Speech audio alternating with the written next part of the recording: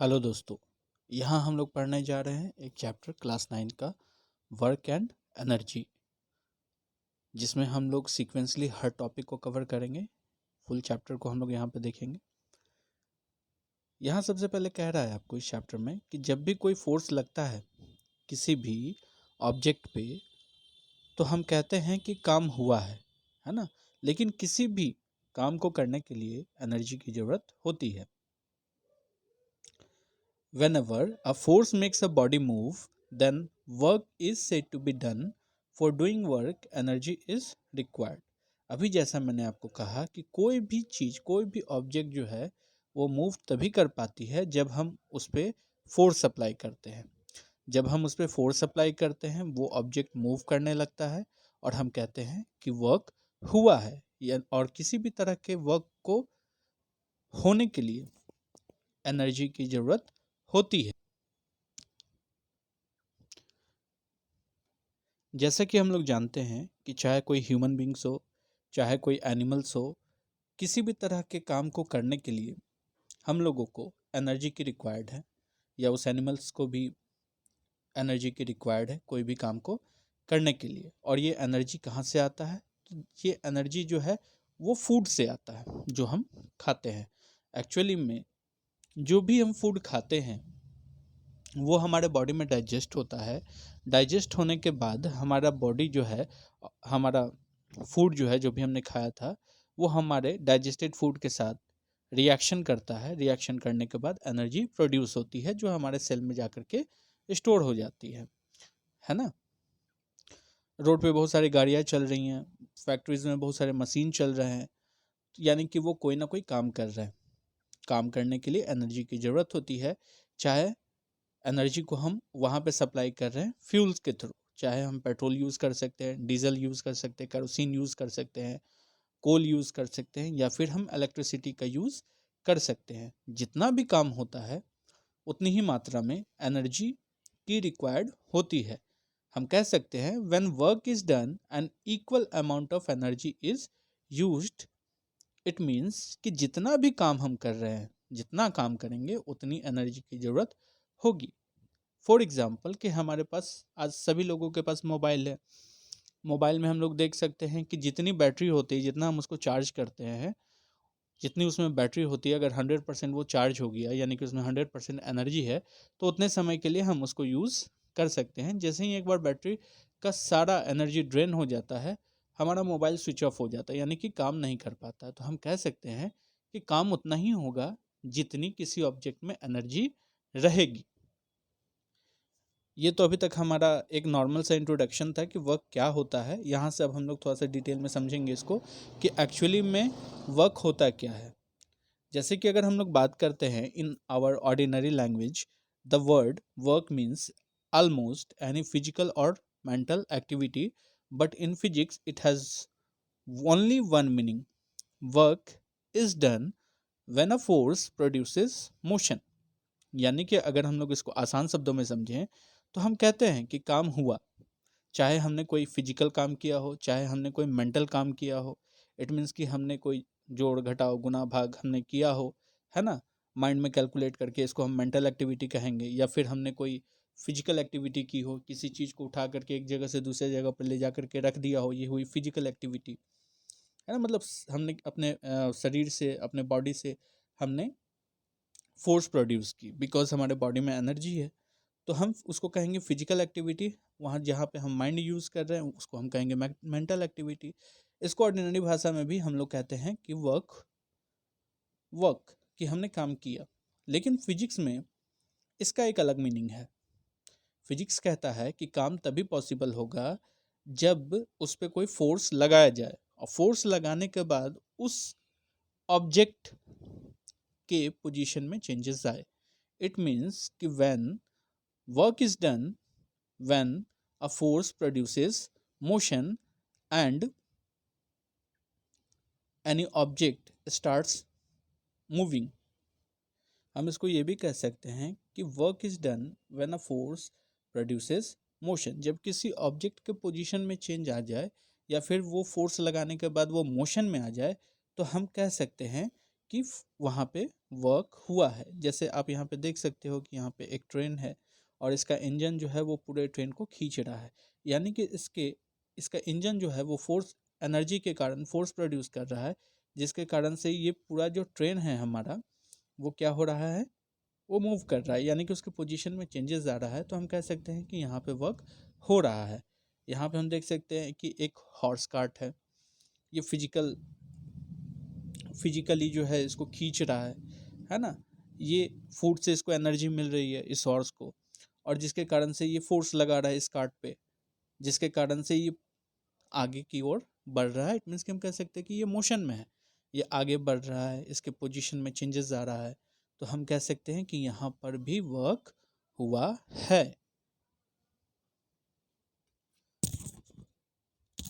अब हम लोग एक और कंडीशन लेते हैं। मान लेते हैं कि हम लोग फोर्स लगा रहे हैं किसी हेवी टेबल पर, लेकिन उस फोर्स को लगाने के कारण भी वो ऑब्जेक्ट जो है, इट मीन्स कि वो जो टेबल है वो मूव नहीं कर पा रहा है। तो हम लोग क्या कहेंगे कि क्या वहाँ पे वर्क डन हो रहा है? नहीं, वहाँ पे वर्क नहीं हो रहा है। यानी कि फोर्स लगाने के बावजूद भी किसी ऑब्जेक्ट के पोजीशन में चेंजेस नहीं आता है, तो हम वहाँ पे कहेंगे कि वहाँ फोर्स लगाने के बावजूद भी वहाँ पे ऑब्जेक्ट के पोजीशन में चेंजेस नहीं हो रहा है, तो हम कहेंगे कि वहाँ पे हमारा वर्क डन जो है वो ज़ीरो है। जब किसी भी ऑब्जेक्ट पे फोर्स लगता है, फोर्स लगने के कारण हम कहते हैं कि अगर वर्क डन हो रहा है, ये दो बातों पे डिपेंड करता है। इट मीन्स कि इसके दो फैक्टर होते हैं। फिर से समझ लीजिए इसको, कि जब भी फोर्स लगाया जाता है किसी भी ऑब्जेक्ट पे और वर्क डन हो रहा है, इट मीन्स, तो ये दो बातों पे निर्भर करता है। इसके दो फैक्टर होते हैं। फर्स्ट है हमारा magnitude of the force and the distance through which the body moves in direction of force, यानी कि वो डिपेंड करेगा कि कितना फोर्स लगाया जा रहा है, what is the value of force, और कोई ऑब्जेक्ट जो है उसमें वो कितना डिस्टेंस ट्रेवल कर रहा है।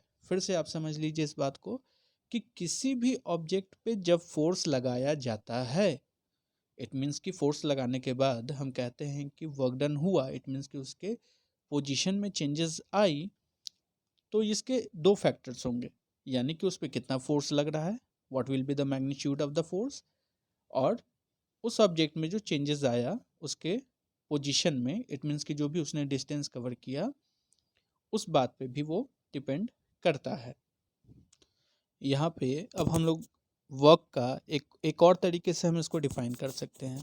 जैसा कि अभी हमने पीछे पढ़ा था कि जब फोर्स लगने के बाद किसी ऑब्जेक्ट के पोजीशन में चेंजेस आए, तब हम कहेंगे कि वहाँ पे वर्क डन हुआ है। लेकिन यहाँ पे एक और डिफिनीशन हमको फिजिक्स देता है, जो भी मैंने आपको फैक्टर्स के बारे में बताया था, कि work done in a moving body is equal to the product of force exerted on the body and the distance moved by the object in the direction of force. यानी कि वर्क डन जो हो रहा है किसी भी moving object में, वो इक्वल होता है। किसके इक्वल होता है? तो वो इक्वल होता है कि वो कितना उस पर फोर्स लग रहा है और वो कितना डिस्टेंस ट्रेवल कर रहा है। यानी कि जो हमारा वर्क डन है, वो वर्क डन डिपेंड करता है किस पे, कितना फोर्स लग रहा है, अभी मैंने आपको बताया था, और वो कितना डिस्टेंस ट्रेवल कर रहा है। तो यहाँ से हमें एक फॉर्मूला मिल रहा है, जो कि है हमारा W is equal to F into S. Work done निकालने के लिए हम इस फॉर्मूला का यूज़ अपने न्यूमेरिकल्स में करेंगे। इसको आप चाहें तो नोट्स कर सकते हैं। यहाँ एक बात को और हम लोग समझेंगे, जिसको चाहें तो आप नोट भी कर सकते हैं, कि जब भी कोई ऑब्जेक्ट मूव करता है, तो हम जानते हैं कि उसके अपोजिट डायरेक्शन में सरफेस के थ्रू जो है फ्रिक्शन फोर्स लग रहा होता है। यानी कि जो वर्क डन हो रहा है वो फ्रिक्शन के अगेंस्ट हो रहा है, फ्रिक्शन के अगेंस्ट हो रहा है ना। यहाँ पे एक बात और हम नोट करेंगे कि किसी किसी बुक में डिस्टेंस की जगह पर डिस्प्लेसमेंट का यूज़ होता है। इट मीन्स कि डिस्प्लेसमेंट का मतलब आपने पढ़ा होगा कि शॉर्टेस्ट डिस्टेंस जो होती है, जैसे हम ए और बी के ले लेते हैं, कि ये हमारा ए है, ये हमारा बी है, और यहाँ से यहाँ तक पहुँचने के लिए एक और रास्ता हमारे पास सी है ना। तो हम यहाँ से यहाँ तक हम जा सकते हैं, इसको हम डिस्टेंस कहेंगे। लेकिन शॉर्टेस्ट जो पाथ होता है, शॉर्टेस्ट डिस्टेंस जो होता है किसी जगह पे पहुंचने के लिए, इसको हम डिस्प्लेसमेंट कहते हैं। ठीक है, तो हम यहाँ से वर्क डन का एक और डिफिनीशन दे सकते हैं कि work done in a moving body is equal to the product of force and the displacement of the body in the direction of force। तो वहाँ पे भी हम लिख सकते हैं W is equal to F into S। S जो है वो डिस्प्लेसमेंट को शो करता है, ये उसका सिंबल होता है। W is equal to F into S। अब हम लोग आगे पढ़ेंगे कि हमारा वर्क का यूनिट क्या होता है। हमने पिछले वाले क्लासेस में पढ़ा था कि फोर्स का एसआई यूनिट जो होता है वो न्यूटन होता है, जिसको कैपिटल एन से हम लोग डिनोट करते हैं, और डिस्प्लेसमेंट का जो सिंबल होता है वो एस होता है और उसका एसआई यूनिट मीटर होता है। तो हम कह सकते हैं कि वर्क जो है, जैसे कि हमारा वर्क जो है वो एफ इंटू एस होता है। एफ का हमारा जो यूनिट होता है वो एन है और एस का यूनिट एम होता है। तो हमारा यहाँ पे वर्क का एक यूनिट बन गया न्यूटन मीटर, है ना। और जैसा कि यहाँ पे आप देख सकते हैं कि यहाँ पे लिखा हुआ है कि वर्क को हम लोग जूल में भी हम लोग इसको बताते हैं। जूल जो होता है, एक joule, 1 joule is equal to 1 NM। एक जूल की वैल्यू जो होती है वो 1 NM के बराबर होती है। तो हम कह सकते हैं कि the SI unit of work is joule. हम जूल का भी यूज़ कर सकते हैं, हम लोग न्यूटन मीटर का भी इस्तेमाल कर सकते हैं यहाँ पर हम लोग।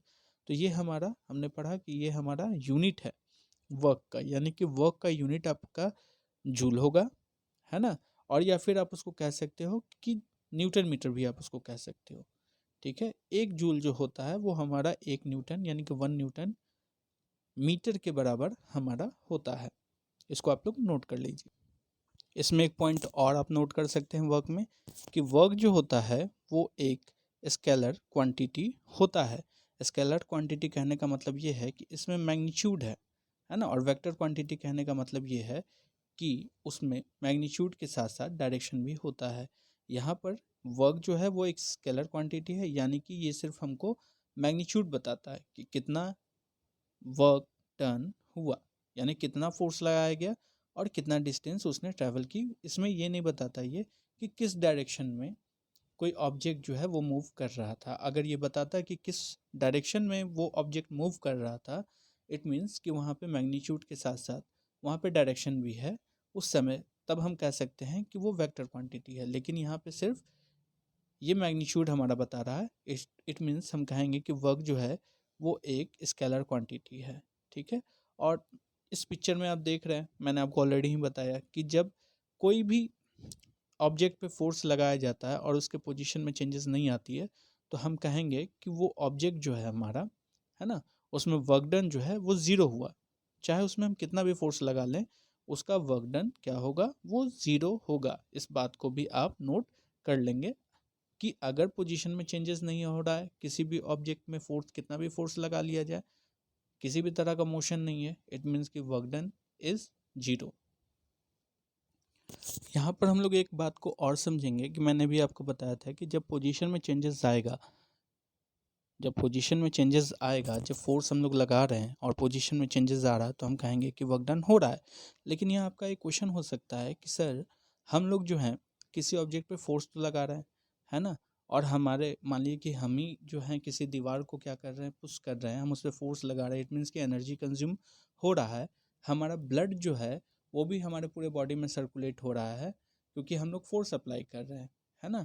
और उस फोर्स को अप्लाई करने के लिए एनर्जी प्रोड्यूस एनर्जी को प्रोड्यूस करता है हमारा बॉडी।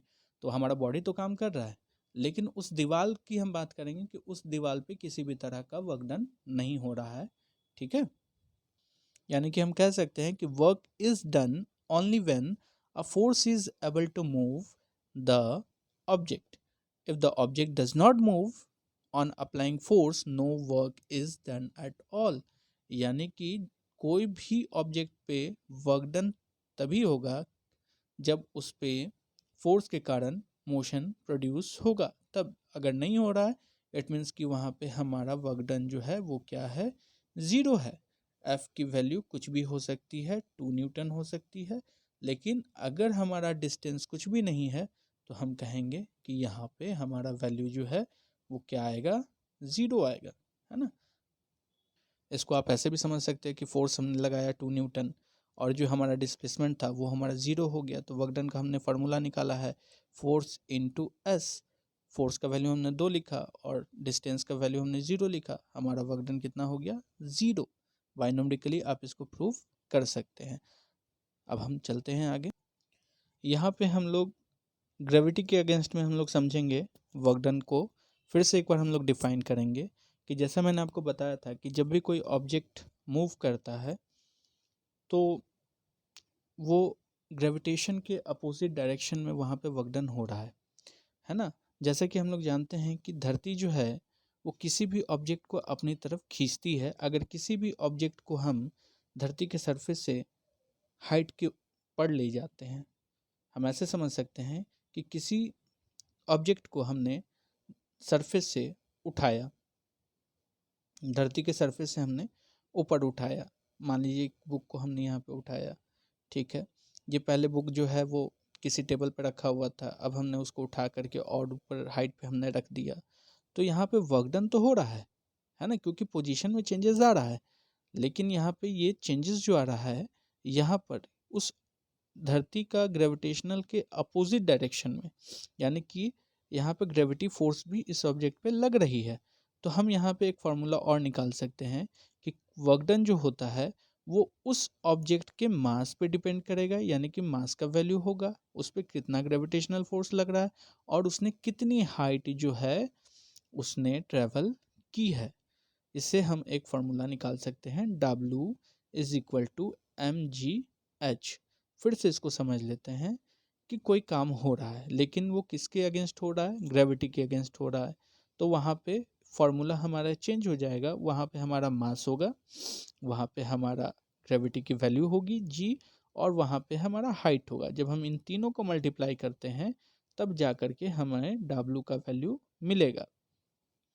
अब हम अपने चैप्टर के न्यूमेरिकल पर चलते हैं। जैसा कि यहाँ पे आप देख रहे होंगे अपने स्क्रीन पर कि यहाँ पे एक क्वेश्चन है कि कोई ऑब्जेक्ट जो है, एक मिनट, जैसा कि आप लोग देख सकते हैं कि how much work is done by a force of 10 newton in moving an object through a distance of 1 metre in the distance of the force. यानी कि ये आपसे पूछ रहा है कि कोई ऑब्जेक्ट पे कितना फोर्स लगाया जा रहा है। किसी ऑब्जेक्ट पे 10 न्यूटन फोर्स लग रहा है और वो कुछ ना कुछ वर्क डन कर रहा है क्योंकि वो ऑब्जेक्ट मूव कर रहा है और डिस्टेंस उसने ट्रेवल किया है 1 मीटर। आप बताइए यहाँ पे कि कितना वर्क डन हुआ। तो हमने पीछे एक फार्मूला पढ़ा था, W is equal to F into S. हमें यहाँ पे हमारा न्यूटन पता है कि कितना फोर्स लग रहा है, जो कि हमारा 10 न्यूटन है, और हम यहाँ पे देख सकते हैं एस जो है वो हमारा 1 न्यूटन है, सॉरी 1 मीटर है। तो हम यहाँ पे दोनों को मल्टीप्लाई कर देंगे तो हम यहाँ पे जान सकते हैं 10 इंटू 1 हमारा वैल्यू आया 10 न्यूटन मीटर, जिसको हम लोग जैसे कि अभी हमने पढ़ा था कि 1 जूल जो होता है, 1 जूल जो होता है 1 न्यूटन मीटर के बराबर होता है। तो यहाँ पे 10 न्यूटन मीटर वैल्यू आया तो हम कह सकते हैं कि वर्क डन जो हुआ वो 10 जूल हुआ। ठीक है, आई होप आप इसको समझ गए होंगे। अब हम लोग अपने दूसरे सवाल पे चलते हैं। यहाँ पे ये कहता है हमारा क्वेश्चन कि calculate the work done in lifting 200 kg, lifting 200 kg, यानी कि यहाँ पे m का वैल्यू है हमारा 200 kg, ठीक है, of water through a vertical height. किसी बकेट को एक वर्टिकल हाइट पे ले जाया गया और हाइट यहाँ पे कितना है, h जो है वो हमारा कितना हो गया 6 मीटर। ग्रेविटी का वैल्यू जो है वो आपका 9.8 होता है। आप यहाँ से फॉर्मूला लगा सकते हैं W is equal to mgh। यहाँ पे हमारा m दिया हुआ है, हाइट हमने देखा कि ये वर्टिकली ऊपर गया तो यहाँ पे हाइट हो गया हमारा 6 मीटर, और यहाँ पे सॉरी g की वैल्यू यहाँ पे दी गई थी जो कि यहाँ वैल्यू है यहाँ पे हमारा 10 मीटर पर सेकेंड स्क्वायर। आप इसको 10 मीटर है पर सेकेंड स्क्वायर है, ठीक है। आप इसको मल्टीप्लाई कर दीजिए 200 इंटू 6 इंटू 10। यहाँ पे आपका वैल्यू कितना आ जाएगा, आपका वैल्यू आ गया 12 000000 12,000 जूल आपका आंसर आ गया। यहाँ पर आप अपना आंसर देख सकते हैं कि जो कि हमारा आया था 12,000 जूल। या फिर आप उसको mgh का जो हमारा फार्मूला होता है, जैसे कि हमने देखा कि जी हमारा मीटर पर सेकंड स्क्वायर है और हमारा h जो है मीटर में है, ठीक है। इससे आप एक खुद से भी फार्मूला बना सकते हैं। देखिए यहाँ पे देख लेते हैं उसको।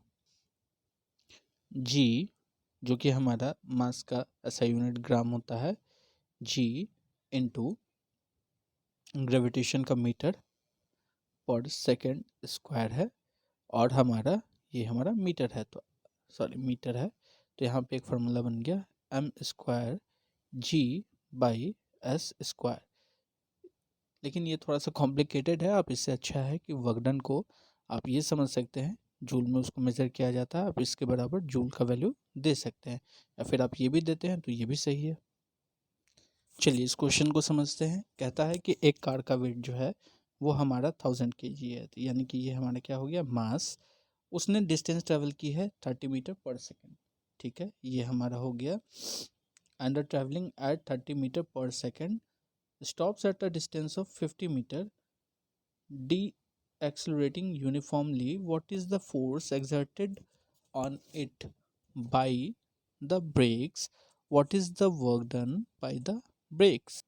इस क्वेश्चन में आपका m का वैल्यू हो गया 1000 kg। कहता है कि कोई कार का वेट 1000 kg है और वो ट्रैवल कर रहा है 30 मीटर पर सेकंड के हिसाब से, और स्टॉप जब करता है, स्टॉप करते करते वो 50 मीटर वो उसकी दूरी जो है वो मतलब कि दूरी जो है वो ट्रैवल कर जाता है, डिस्टेंस कवर कर लेता है। जब भी हम किसी ऑब्जेक्ट, जब भी हम गाड़ी में ब्रेक लगाते हैं तो थोड़ी सी तो दूरी वो ट्रैवल करता ही है, गाड़ी की स्पीड जैसे ही कम होती है। तो यहाँ पे कह रहा है कि ब्रेक लगाने के बाद कितना फोर्स उस पर एग्जर्ट हुआ, और यहाँ पे हमको ये भी बताना है कि ब्रेक लगाने के बाद वर्क डन कितना हुआ। फिर से समझ लीजिए क्वेश्चन। कार का वेट 1000 kg दिया हुआ है, वो ट्रैवल कर रहा है 30 मीटर पर सेकंड के हिसाब से, यानी कि ये वेलोसिटी है हमारा, और डिस्टेंस यानी कि एस जो है वो हमारा 50 मीटर है। कह रहा है कि हमने ब्रेक लगा दी और जाकर के ब्रेक लगाने के बाद वो ऑब्जेक्ट जो था, मतलब वो हमारी गाड़ी जो थी, वो उसकी स्पीड जो थी वो डिक्रीज़ होने लगी और 50 मीटर तक जाकर के उसने डिस्टेंस जो था और ज़्यादा ट्रैवल किया। फिर उसके बाद हमसे पूछा जा रहा है कि ब्रेक लगाने के बाद कितना फोर्स एग्जर्ट हुआ, ब्रेक लगाने के बाद गाड़ी को रोकने के लिए कितना फोर्स एग्जर्ट हुआ और वर्क डन कितना हुआ, ये हमें निकालना है। तो इसको कैलकुलेट करने के लिए जैसे कि हम यहाँ पे देख सकते हैं कि हमारा इनिशियल स्पीड जो था वो हमारा यू था, यानी कि गाड़ी जो थी वो चल रही थी, चलने के बाद वो जा कर के रुकी, तो फाइनल वेलोसिटी जो था वो हमारा ज़ीरो हो गया। इनिशियल वेलोसिटी जो है वो हमारा कितना हुआ, 30 metre per second.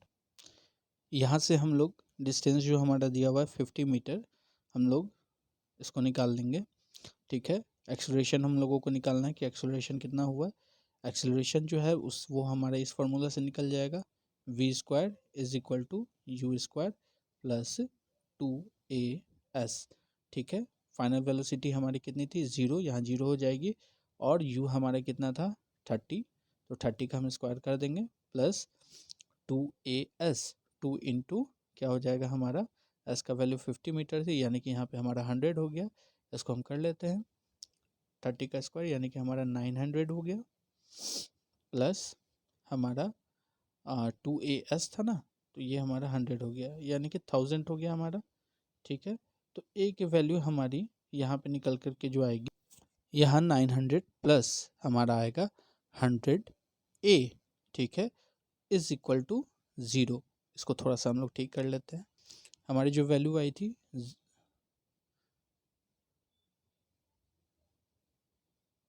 Zero is equal to 900 plus 100a, ठीक है। ए आई थी हमारी वैल्यू, ए का वैल्यू निकालना है हम लोगों को, ठीक है। ए की वैल्यू निकालनी है हम लोगों को, तो ए बराबर हो जाएगा हमारा 900, जो कि माइनस में है उस तरफ चला जाएगा, इधर हमको इसको डिवाइड करना, 100 से हम इसको डिवाइड करेंगे तो ए की वैल्यू आएगी -9 मीटर पर सेकंड, मीटर पर सेकंड, ये हमारी वैल्यू आई -9 मीटर पर सेकेंड। तो यहाँ तो हमें ये पता चल गया कि जो हमारा फोर्स लगा, चूँकि ये इसका ए का वैल्यू हमारा माइनस इसलिए आया क्योंकि हमने जो फोर्स लगाया अपोजिट डायरेक्शन में लगाया था, तो एक्सेलरेशन जो हुई वो हमारे नेगेटिव हुई। ठीक है, हमारा ए का वैल्यू तो आ गया -9 मीटर पर सेकेंड स्क्वायर। अब हम लोग यहाँ से एफ निकाल लेंगे, जिसका फार्मूला होता है F is equal to M A. Mass हमें पता थी कितना था, वो हमारा 1000 kg। ए हमें पता चल गया -9, उसको हम उससे मल्टीप्लाई कर देंगे तो एफ हमारा आ गया -9000 न्यूटन। अब हम लोगों को वर्क डन निकालना था, अब हम लोग वर्क डन निकालेंगे। तो वर्क डन निकालने के लिए हम लोगों को पता था एफ इंटू एस। तो एफ है हमारा -9000 इंटू एस हमारा कितना था 50। इसको इससे मल्टीप्लाई करें, 9 5 जा 45, 45 0 0 0 0। देखिए ये हमारा निकल गया है, फॉर्मूला से हमारा आंसर निकल आया है 45 पे 000 जूल यहाँ पे। ठीक है, इसको आप जूल में कन्वर्ट कर सकते हैं। ठीक है, तो अभी तक जो हमने पढ़ा, वर्क का इंट्रोडक्शन पढ़ा, वर्क का प्रॉपर डिफिनीशन पढ़ा हमने, वर्क्स के बहुत सारे एग्जांपल्स के थ्रू हमने उसको समझा, और उसके साथ साथ हमने न्यूमेरिकल्स को भी सॉल्व किया। अब जो है हमारा आगे जो हमें पढ़ना है वो है work done by a force acting obliquely. इसको हम लोग समझेंगे।